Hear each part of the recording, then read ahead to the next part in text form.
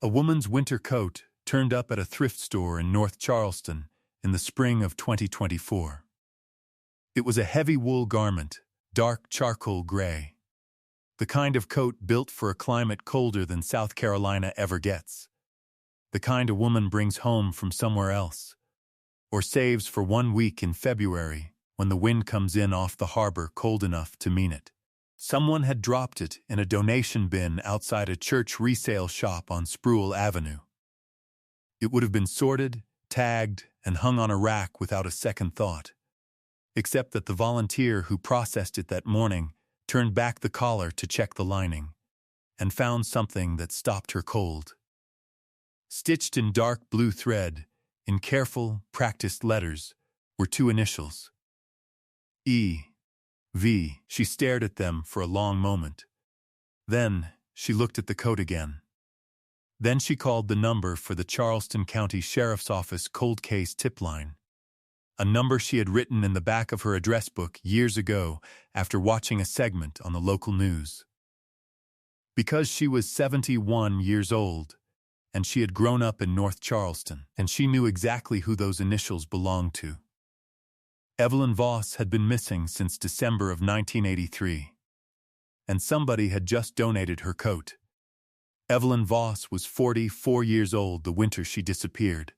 She had lived in Charleston her whole life, born at Roper Hospital, raised in the West Ashley neighborhood, married at 22 to a man named Thomas Voss, who worked at the naval base, and came home smelling of salt air and machine oil.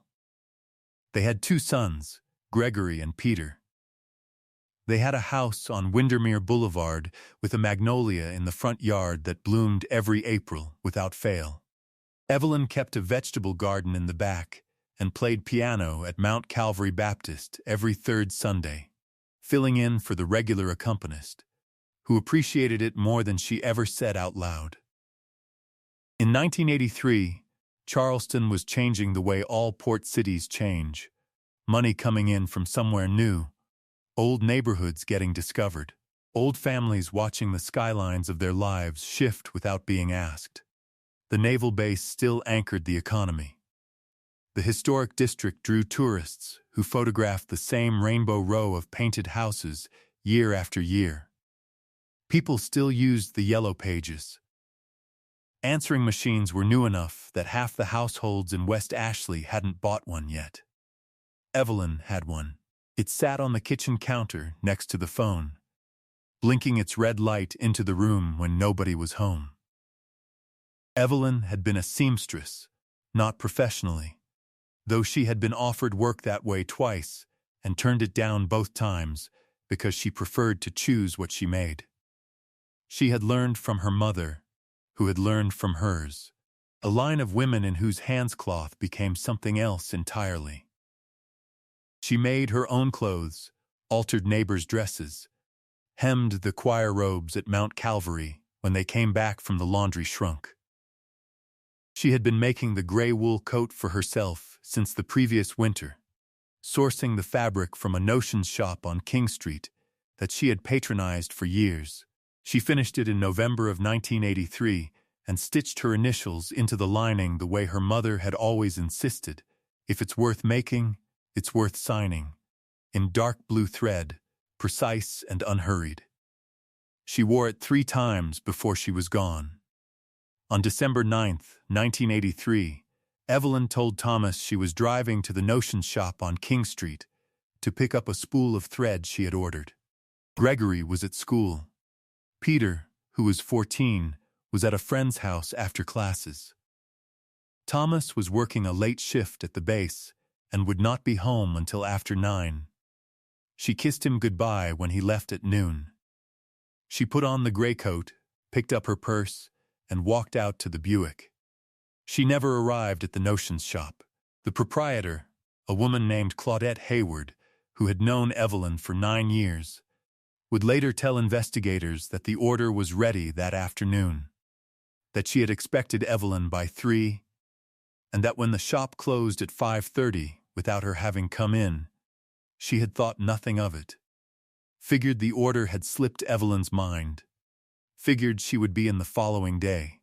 Thomas Voss called the police at 10:40 that night. The Buick was found the following morning, parked at an odd angle on a side street off Rutledge Avenue, 4 blocks from King Street, the driver's door not fully closed. The engine was cold. Evelyn's purse was on the front seat. Her wallet was inside it. The thread order was never picked up. There were no witnesses who reported seeing her on Rutledge Avenue. There were no signs of a struggle in or around the vehicle. A brief search of the surrounding blocks turned up nothing. The Charleston Police Department opened a missing persons investigation that same week, assigned it to Detective Roy Lattimore, and began working outward from the car. Roy Lattimore was 56 years old, 3 years from retirement, and had spent 20 years with the department learning that missing persons cases in December were either resolved quickly or not for a long time. He had a habit of keeping a legal pad on his desk with open cases listed in order of the date they were filed, and he crossed them off in pencil when they closed, so he could still read the name beneath.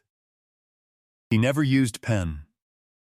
He was not optimistic enough to use pen. He canvassed Rutledge Avenue twice in the first 10 days. He spoke to shopkeepers, residents, a man who ran a parking lot 2 blocks south, a teenager who walked that stretch every afternoon on his way home from school. Nobody had seen a woman in a gray coat. Nobody had seen anything at all. The car sat where it had been found and told him nothing new. In the early weeks of 1984, Lattimore developed 2 persons of interest. The first was a man named Curtis Elam, a handyman who had done work at the Voss house on 2 occasions and who had a prior assault conviction from 1977. Elam submitted to a voluntary interview. His alibi for the afternoon of December 9th was his girlfriend, who confirmed it consistently across 2 separate interviews. He was set aside. The second was a neighbor who had been involved in a prolonged property dispute with Thomas Voss over a fence line, a dispute that had turned ugly enough to involve lawyers. That neighbor, when interviewed, had not left town that week and had documentation to establish it. Another dead end. By summer of 1984, the investigation had gone quiet. Lattimore still had the case on his legal pad. He still crossed nothing out. Thomas Voss never stopped looking. Not in the way that produces results, necessarily. Not with resources or investigative access, but in the way that grief keeps a person moving when stillness would be unbearable. He drove the neighborhood around Rutledge Avenue for months, slowly, looking for something he could not have named. He went to the notions shop on King Street and sat in his car in front of it for 20 minutes one Saturday morning, and then drove home without going inside. Gregory, who was 16 by then, once found his father at the kitchen table at 2 in the morning with a road map of the county spread open in front of him, a cup of coffee gone cold at his elbow, his finger resting on a point somewhere east of the city as if he had arrived at something and forgotten it. By 1990, 6 years had passed. Mount Calvary Baptist had found a permanent accompanist and hadn't needed a substitute since. The magnolia in the front yard bloomed every April the same as always. Peter Voss graduated from the College of Charleston. Gregory moved to Columbia. Thomas stayed in the house on Windermere Boulevard. By the mid-90s, Roy Lattimore had retired. He crossed nothing off the legal pad before he gave up the desk. He took the pad home. He told his daughter it was a habit he couldn't break yet. By 2004, Thomas Voss had a granddaughter named Lily, Gregory's daughter, who had never met her grandmother and knew her only from a photograph that sat on the piano in the living room, Evelyn at 40, in a summer dress, squinting into the sun, laughing at something just outside the frame. 20 years became 30. 30 became 40. The house on Windermere Boulevard changed hands. The naval base restructured. The Notion shop on King Street closed sometime in the early 2000s and became a restaurant, and then a boutique, and then a restaurant again. Claudette Hayward, the proprietor who had waited for Evelyn to pick up her thread order, died in 2017 at the age of 89. Peter Voss, who had become an attorney in Charleston, had kept his mother's missing persons file the way some people keep grievances, not with bitterness, but with a kind of loyalty that would not permit him to set it down.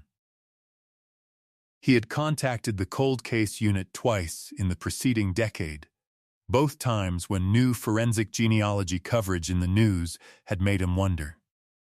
Both times he was told the case lacked the biological evidence necessary to pursue that avenue. There was no Dina.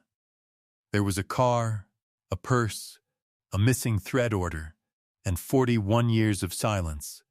Then, in the spring of 2024, a volunteer at a church thrift shop on Spruill Avenue turned back the collar of a winter coat. Every case on this channel represents weeks of research, of verifying records, of reconstructing lives that deserved better than what they got. If you want us to keep bringing these stories to light, please take a second to like this video and subscribe. Leave a comment and tell us where in the world you're watching from. Your support is what makes this possible. Now, let's get back to Evelyn. The volunteer's name was Ruth Delacroix, and she had grown up 3 streets from the Voss family. She had been 12 years old when Evelyn disappeared. She remembered the neighborhood talking about it. She remembered Thomas driving slowly down the block. She recognized the initials, not because she was certain, she was not certain, but because she was the kind of person who wrote down the cold case tip line number and kept it in her address book, and because she believed it cost her nothing to make the call. The call reached investigator Danny Osei of the Charleston County Sheriff's Office Cold Case Unit at 11:20 on a Thursday morning. Osei had worked the unit for 6 years. She drove to the thrift shop that afternoon and examined the coat herself, turned it in her hands, found the initials in dark blue thread, EV, careful and practiced and unmistakably deliberate. She bagged it as evidence and drove back to her office and pulled the Evelyn Voss file, which had been transferred to the county database in 2011 when jurisdiction was reorganized. The coat was submitted for trace evidence analysis. The results came back in 11 days. Embedded in the lining, in the fiber of the collar, there were 3 human hairs, not Evelyn's, preserved well enough for DNA extraction. The sample was processed. A profile was generated. It was uploaded to the national database that same week. It returned a match in 19 hours. The match was to a convicted felon named Harold Deese, 67 years old, currently residing in a mobile home park outside Summerville, South Carolina, 22 miles northwest of Charleston. Deese had been convicted in 1996 of assault and battery in Dorchester County, an unrelated matter involving a neighbor dispute, and his DNA had been entered into the state database at that time. He had never been a person of interest in the Voss case. His name did not appear in any of Roy Lattimore's notes. In December of 1983, Harold Deese had been 26 years old and working as a deliveryman for a commercial laundry service whose route included several businesses in the King Street corridor. He had been on Rutledge Avenue that afternoon. Investigators established this through his former employer's records, which had been archived and were still retrievable. The laundry service had a client on Rutledge Avenue, a dry cleaner who contracted their linen pickup. December 9, 1983 was on his route. His truck would have been on that block within an hour of when Evelyn's Buick was last known to be moving. Osei and 2 detectives from the Major Crimes Unit drove to the mobile home park outside Summerville on a Wednesday morning in June of 2024. Harold Deese answered the door in a work shirt with the name of a landscaping company on the breast pocket. He was a large man, gray now, heavier than the photograph in his 1996 booking record. He looked at the badges. He looked at the warrant. Something in his face changed before any of them said a word. The expression of a man who has spent 40 years listening for a knock he knew would eventually come. He was placed under arrest on the front step of his mobile home. His hands, when they cuffed him, were shaking. He did not ask what the charge was.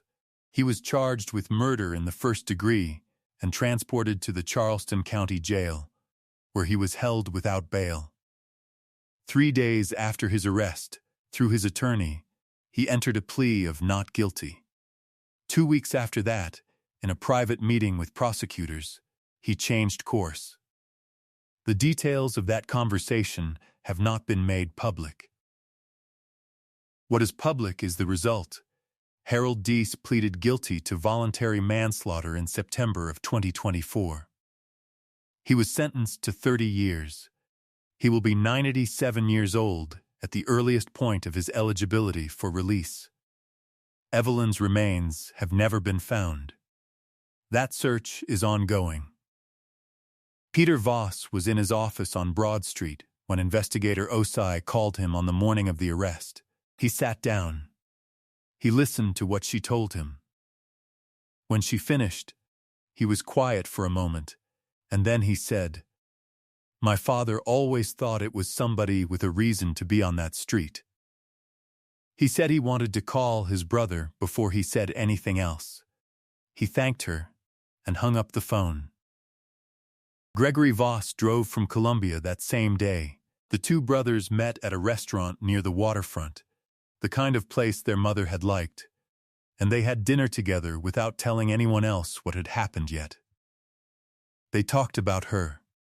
They talked about the coat, that she had made it herself, that she had stitched her name into it because if it's worth making, it's worth signing, that she had worn it 3 times, that it had survived 41 years, passed through whatever hands it passed through, and ended up in a donation bin outside a church, where it was found by a woman who remembered. Thomas Voss died in 2018. He did not know. There is something about the objects the dead leave behind, the ones that are specific to them, made by their hands, marked with their names. A coat is a shell. It holds the shape of the body that wore it. Evelyn Voss made that coat for herself, lined it against the cold, signed it in the dark blue thread of women who believed in marking what you make. She wore it out of her house on a December morning in 1983, and somewhere in the 4 blocks between her car and the shop where her thread order was waiting, her life was taken. The coat came back. 41 years is a long time for cloth to carry a name. It turned out to be long enough. What does it mean that a piece of physical evidence, not data, not a database, not a laboratory process, but a coat, a set of initials, and a woman who remembered, is what finally broke this case? How many other objects belonging to the missing are sitting in thrift stores, attics, estate sales, waiting for someone who recognizes what they're holding? And what do you make of a justice that arrives after 41 years? Too late for Thomas Voss. Almost too late for anyone who knew her, but that arrives nonetheless. Evelyn Voss was 44 years old. She played piano on third Sundays and grew tomatoes in the back garden and made her own clothes and signed her work in dark blue thread. She had a husband who drove slow loops around a neighborhood looking for something he couldn't name, and 2 sons who kept her photograph on the piano and never stopped expecting an answer.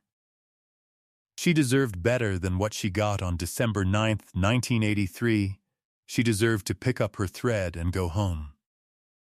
The truth found its way to her name. It just took a coat, a collar, and a woman who still had the tip line written in the back of her address book.